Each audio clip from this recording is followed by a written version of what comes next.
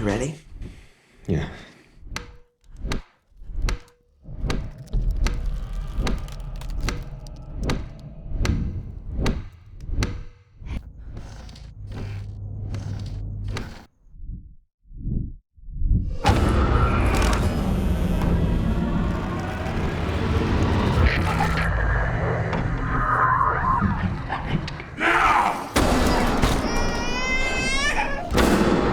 I went into Dalton's room.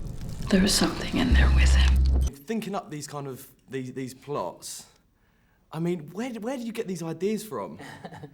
I don't know. I think we're just attracted to this sort of stuff. This sort of Really messed up childhood. I don't want to get into it. yeah. You know, when film festivals would roll around to Melbourne, we would go out and see a lot of the newest and greatest horror films out of Japan, out of Spain. There's just something about our personality that's really drawn to these darker horror films and thrillers. You know? So for you guys, like as individuals, do you believe in ghosts? Yes. Yes, I do, but I haven't seen one for myself. Okay. And have you had a experience or? He has, but he doesn't like to talk about it. I want to say no. And the reason these disturbances, they followed you to a new home, is because it's not the house that's haunted. It's your son. The script, it's kind of like, you know, the young boy and then there's like demons and they're looking to find, you know, this body to kind of enter for themselves. If you two were demons, whose body would you go for? Interesting. Many different ways to answer that Scarlett question. Johansson. Have a good time. Maybe Maybe I shouldn't have jumped at that one so quickly. Yeah. Maybe I should have taken a bit And what would more you do if you were Scarlett Johansson?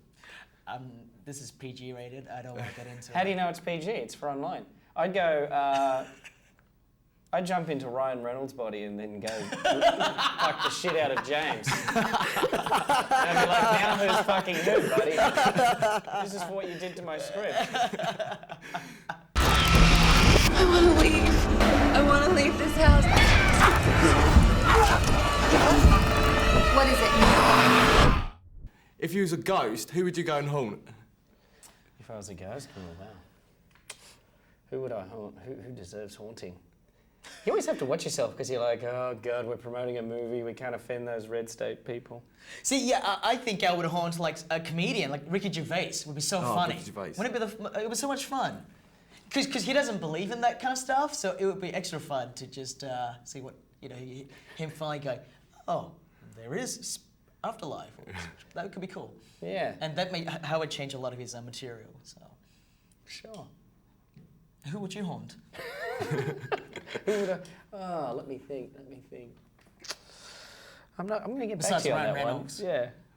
I mean, but making these scripts and, you know, like the store and just kind of thinking it up and things like that, do you ever get called weird? We get called weird regardless, so might as well do it and make money from it. No, I mean, you look at Leigh and I, you know, like when people meet us, they expect us to be really scary-looking guys covered in tats or whatever, right? We cannot be any more conservative-looking. For yourself. We're very straight, conventional people. You just can't see my tattoos because I'm wearing clothes. If I take these clothes off, I look like an Etch-a-Sketch pad. No, I mean, we hang out with people in LA who are way into the horror scene. So comparative to them, we actually seem pretty normal.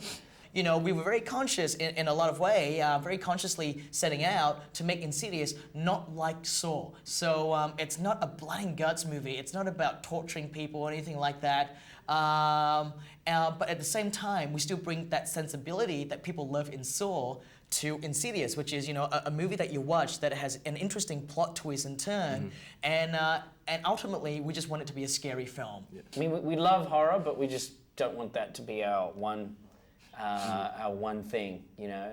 It'd be good if our tombstone doesn't say the horror guys. Yeah, I mean, I wouldn't be too bummed out if my epitaph was the Saw guy, you know, because it's better than nothing. But I've spent the last couple of years working on films in different genres. You just haven't seen them yet, so hopefully we're... Because they never get made, because they're not horror films. Well, yeah, exactly. They're lingering in development hell. Because with like horror movies, they're very hit or miss. Right. They're either good or they're not. And, you know, you've done the Saw franchise, which is, you know, fantastic, and every single one's got a different plot or anything like that. What would you say is the scariest horror movie that you two have seen? Wow. For me, it's probably still The Shining. Shining. If I had to say the single most scary horror film, because it can still scare me now as much as it did when I first saw it, which is always a great test that it continually scares you like that. For me, I like to kind of break it down a bit more. You know, like there's scary, and then there's suspenseful scary. Suspenseful scary for me kind of is more like Jaws. I find Jaws so suspenseful, you know, like when they're on the boat and the sharks attacking them. Man, that terrified me, you know.